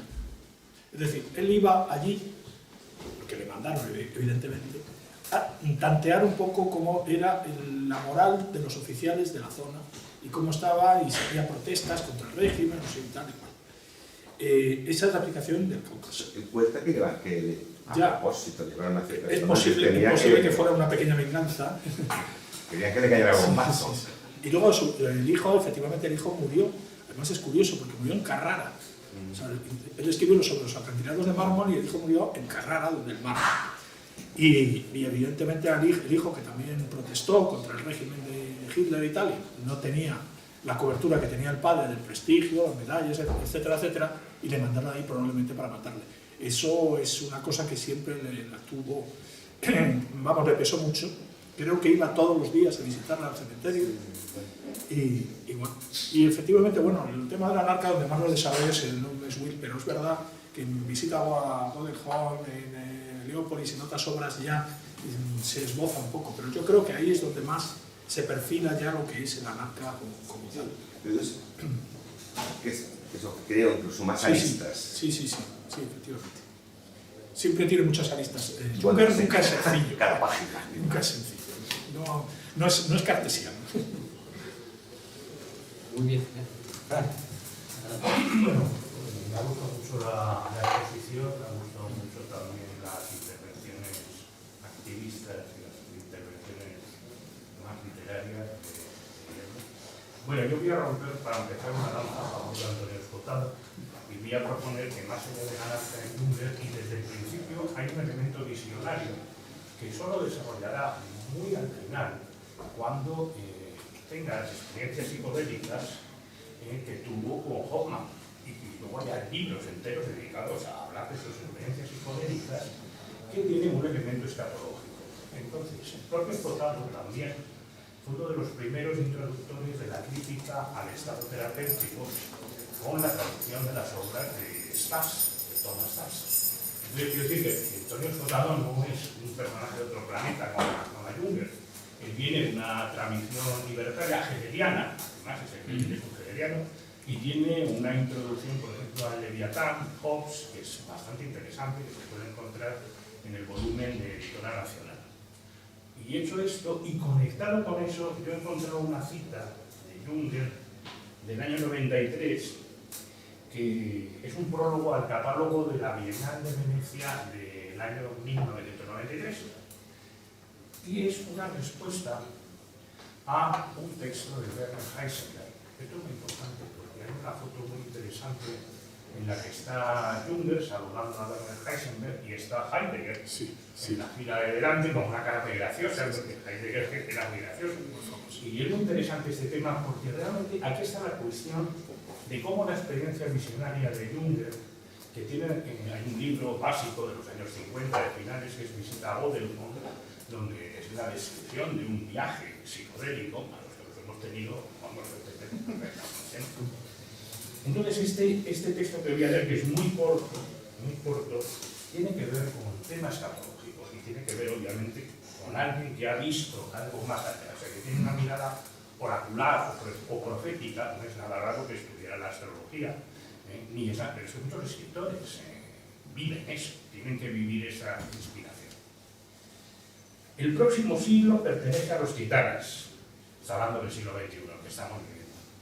Los dioses se desvanecen aún más en su aparecer, ya que han de retornar, como lo han hecho siempre.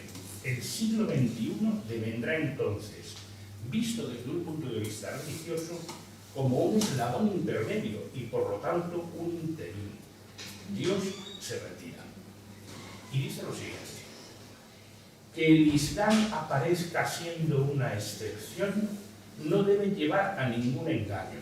No se debe a que él sea superior durante esta época, sino que, visto desde lo británico, es tempestivo. El texto se llama Metamorfosis, un pronóstico para el siglo XXI. Luego te lo mando el texto, que es un texto corto, de 6 o 7 folios, que lo encontré ayer, o sea, no sé qué. Entonces, si nos pensamos un poco de ese elemento escatológico, visionario, sí, que está claramente en muchísimas personas, en la mayoría está, ¿no? Continuamente, ¿no?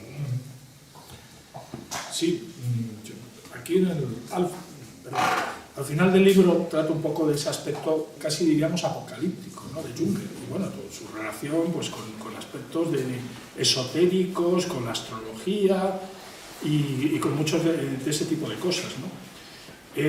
No sé exactamente ¿A qué te refieres? ¿Te refieres a eso? ¿Al tema de la vuelta de los dioses o la...? Bueno, al tema de que hay una atención a la visión interior, más allá de lo exterior en Junger, que está presente siempre, Sí. pero que a partir de los años 60, que eso estará presente en sus diarios, coincide con toda una serie de movimientos literarios y filosóficos que se dan no solo en Europa, sino que se dan en Estados Unidos, en California.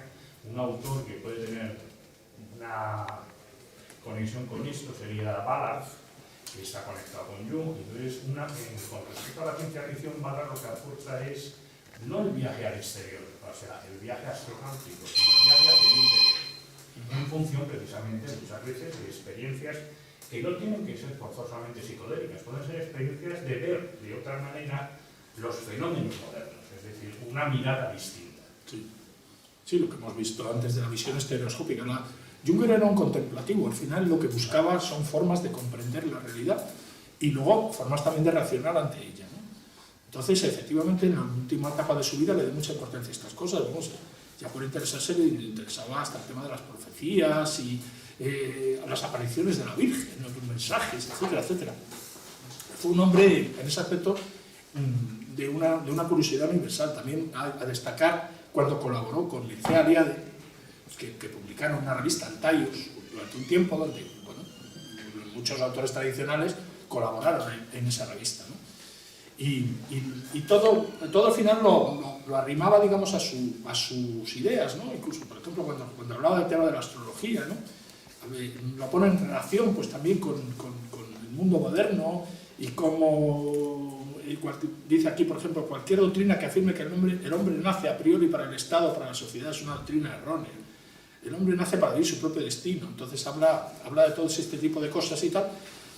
Y luego, pues, en su lenguaje, pues, habla de dos cosas que son muy importantes, que es el poder de la tierra, por otro lado, y las fuerzas espirituales superiores, que son los dioses, tal como él lo describe, ¿no? Entonces, dice, por ejemplo, dice, la verdadera pareja del entendimiento con sus planes titánicos, sino el espíritu como potencia cósmica. O sea, es esa dualidad, el cielo y la tierra, ¿no?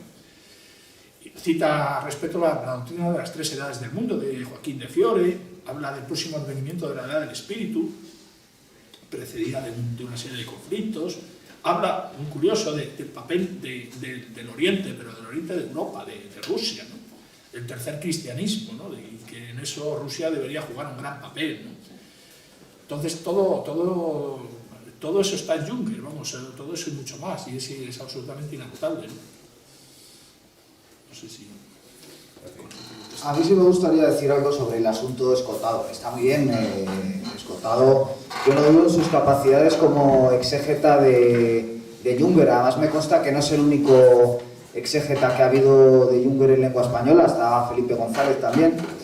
Y bueno, en el caso de Escotado, que hay que recordarlo, toda su vida fue un funcionario, aunque luego descubrió que era liberal. Pues seguro que leyó muy bien a un escritor que tuvo muchos cambios en su vida, como el propio Escotado, pero que toda su vida se mantuvo como antiburgués. Entonces, claro, no deja de ser curioso que un hegeliano que decide que su gran obra, que son 3 tomos que yo he leído, de Fenomenología del Capital, pues se dedique a reivindicar a Junger, ¿no? Que había conocido efectivamente a través de Albert Hoffman. Y es más, a mí Ignacio Gómez de Leaño, que es amigo personal, me ha contado que fue él el que le prestó el primer libro de Junger, ¿no? Que en los años 70 estaba editado por Tusquets y corría con furor por España. Aparte del asunto Hoffman, Escotado, para su sistema filosófico, sobre todo le interesa la parte de la sustancia. Digamos que la obra más importante de Escotado, más allá del asunto liberal, que en mi opinión es bastante indigente, tiene la parte más interesante, que es la parte científica, que realmente es de lo que él sabe y de lo que él experimentó además personalmente con las drogas. Tiene un libro que se llama Caos y Orden y tiene otro sobre la sustancia. Eso es lo que me parece a reivindicar de Antonio Escotado, y sobre lo que en ese terreno puedo decir sobre Junger, que como muy bien ha dicho Raúl, está interesado en la epistemología, yo no digo nada. Yo me estaba refiriendo a la cuestión del pensamiento político de Antonio Escotado sobre el pensamiento político de Junger, que ahí es donde creo que efectivamente patina, ¿no? Más que nada porque la lectura de cualquiera de la emboscadura le hará llegar a la conclusión en la página 5 de que están las antípodas ideológicas en un terreno político descotado. ¿Alguna pregunta más? ¿Puedo hacer una cosita sobre izquierda-derecha? Hay una gran frase de Junger que le dice a Carl Smith cuando discuten, y Junger le dice en los años 70: su problema es que usted es demasiado de derechas. Cuando todo el mundo piensa que Junger es de derechas, por ilustrar lo que has dicho antes, y que Junger nos invita a trascender eso.